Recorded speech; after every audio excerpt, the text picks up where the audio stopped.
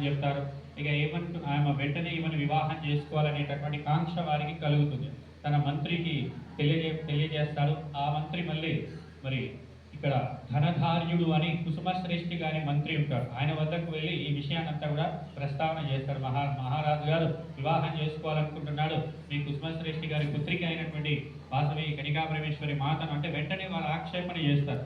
ఎలా చేసుకుంటారు మీరు వివాహం? ఆయనకు ఇంతకుముందే వివాహం అయింది. ఆయన భార్య పేరు విమలాదేవి.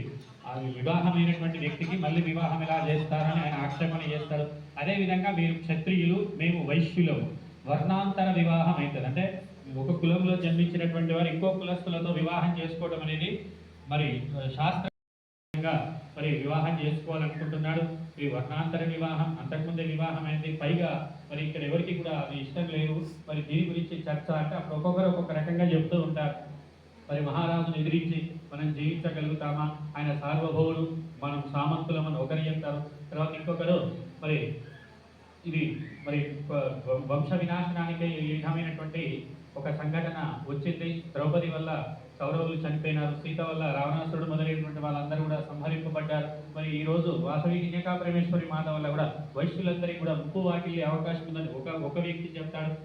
లోకో భిన్న రుచి అని శాస్త్రం చెప్తుంది. లోకంలో ఉన్నటువంటి వాళ్ళు సర్వకాలస్థయుస్తులు అమ్మదై ఉంటే అన్నీ ఉన్నట్లే, మనకి అమ్మదై ఉంటే అన్నీ ఉన్నట్లే. కాబట్టి ఆ అమ్మవారి యొక్క ప్రీతిపాదుగా తప్పక ఎవరైతే మనసులో కోరుకుంటున్నారో తప్పక నెరవేరుతాయి.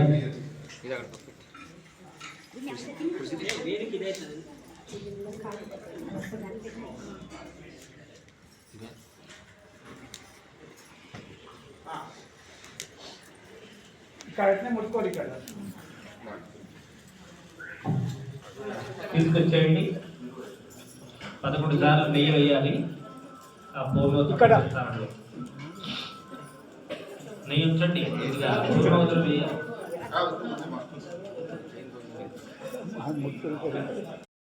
చూపించి ఏం చూపిస్తాడంటే 14 లోకాలంతా కూడా సమస్త విశ్వానంతా కూడా తన ముఖయ్యందే దర్శింపజేస్తాడు యశోదా మాతకి. అట్లాగే మరి కుసుమాంబ కూడా వాసవి మాత లోకాలు అన్ని కూడా ఆ కుసుమాంబ గారికి ఈ వాసవి కన్యకాపరమేశ్వరి మాత దర్శింప చేయడం జరుగుతుంది, చూపించడం జరుగుతుంది. అదొక లీల. అదేవిధంగా ఇప్పుడు ఇక్కడ పీఠాన్ని పెట్టి అమ్మవారిని పెట్టుకొని మనం పూజ అభిషేకాదులు నిర్వహించుకున్నాం. అట్లాగే అక్కడ దేవీ పీఠం అనేది ఉంటుంది.